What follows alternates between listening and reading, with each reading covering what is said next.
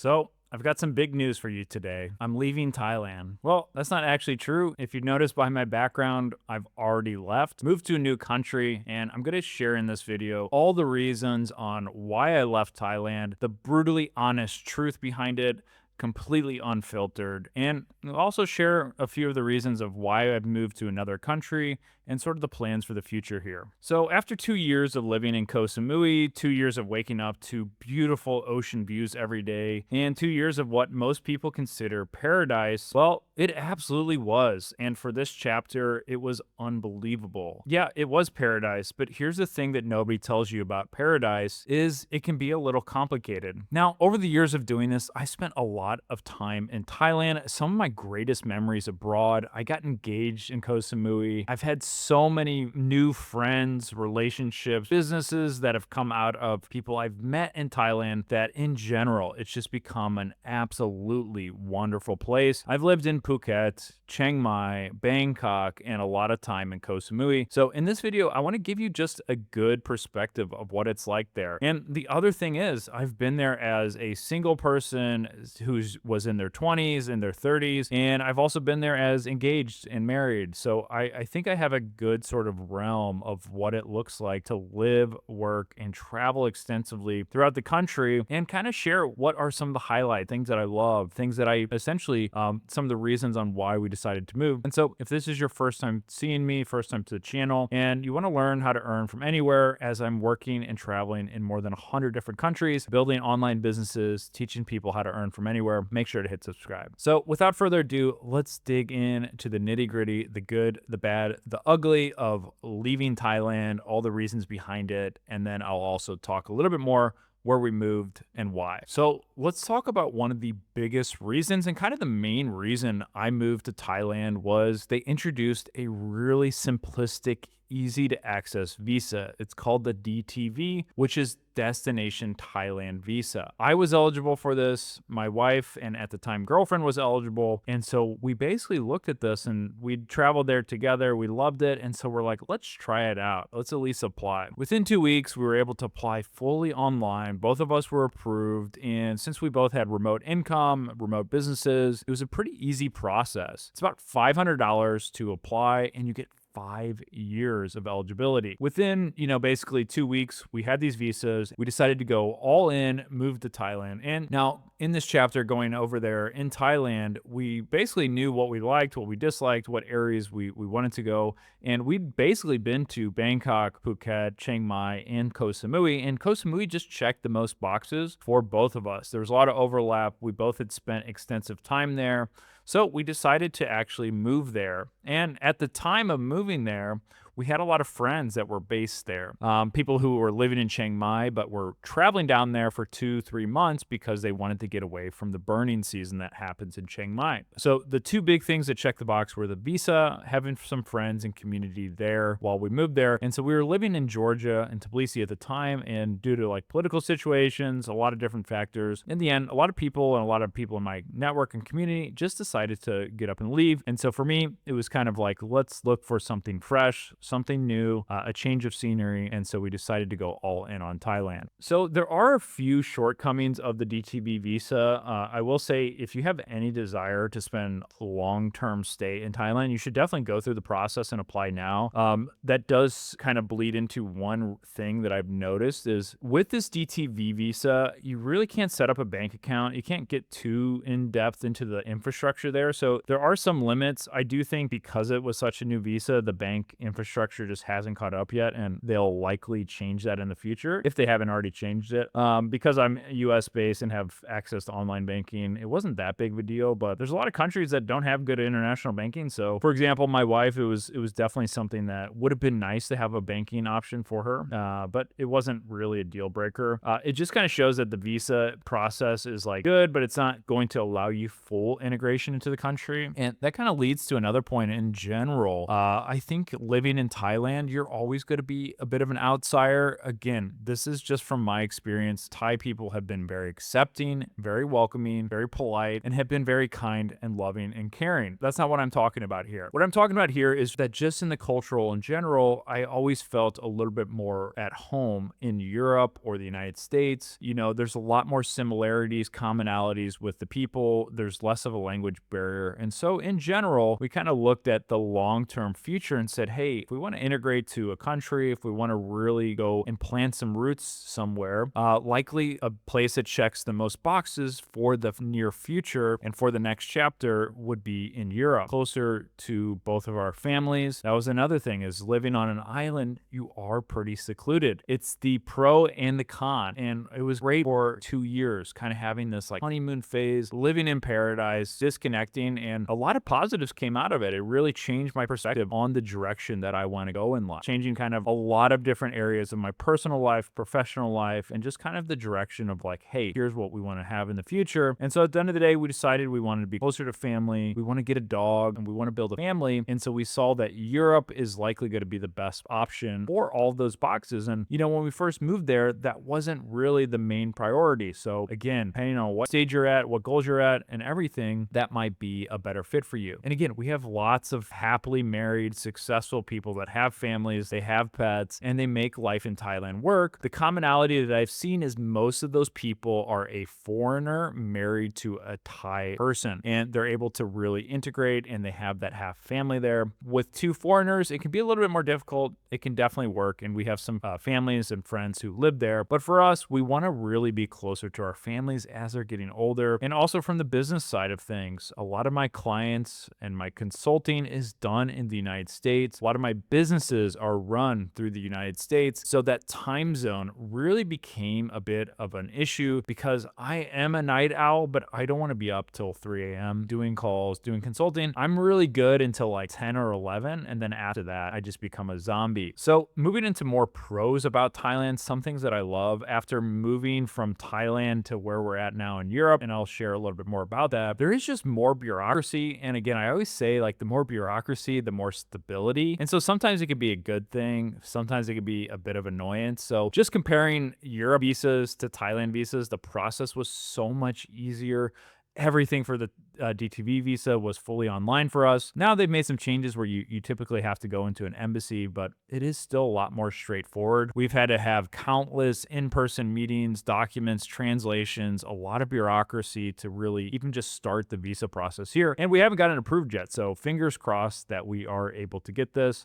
We are applying for a freelance or business visa here, and so that's essentially check all the boxes for being eligible. We're using an agency, so in general, it should be fine, but it's a long, lengthy process that's likely going to take from like start to finish at least 4 to 5 months. And once you apply, it can take up to 90 days. Fingers crossed that it's a little bit faster. So what does Thailand do really well? Depending on where you live, it really is easy to integrate, show up, and just kind of get things working. The quality of life is really good for the price. So we had a beautiful sea view villa with an infinity pool a couple minutes away to the beach, and absolutely just loved it there. It was literally like a 2-year honeymoon is what we kind of joke about, but it really was. It was a great place to live in Koh Samui, and I absolutely loved it. If you guys like that part, you're gonna love this. I'm giving away my best-selling book for absolutely free, and here's how you can get the audiobook in just a few seconds. Inside this book is the same techniques I've used to work abroad in paradise in more than 100 different countries. And the best part, this strategy hasn't just worked for me, it's helped hundreds of thousands of people earn more, work less, and travel the world. I'll leave a QR code here where you can get the audiobook for free with a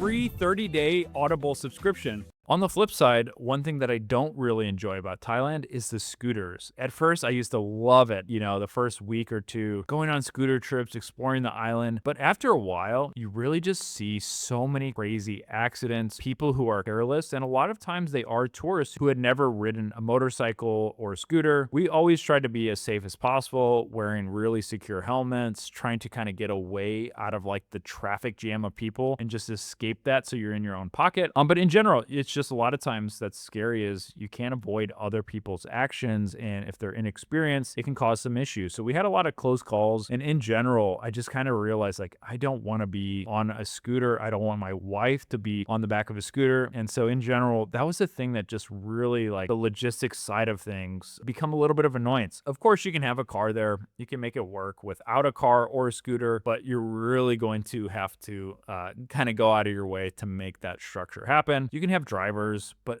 the problem that I see with a lot of this is if you have a car there, from going from point A to point B, it's going to take at least twice as long, if not longer. And then you have to find parking, which is a whole nother thing in itself. Some of the other great things about Thailand are food. The healthcare is good. In Koh Samui, the hospital system is not great. So if you're looking for kind of a long-term hub, Samui, you can get a lot of the smaller things done there. There's some really good small clinics, but for anything major, you basically have to fly to Bangkok. So for people who are looking to start a family or maybe have a kid there, you would likely want to do that in Bangkok or just kind of go back and forth. The other annoying thing that I didn't really see it as an issue, but it does get a little frustrating is just adding another leg on. Getting in and out of Samui can be a little bit more costly than you would expect. So if you have a family of 2 or 4, it's one of the most expensive airports in Thailand, and because of it's owned and monopolized by Bangkok Airways, they basically have a monopoly and can charge whatever they want. So if you look at the flights from Bangkok to Chiang Mai versus Bangkok to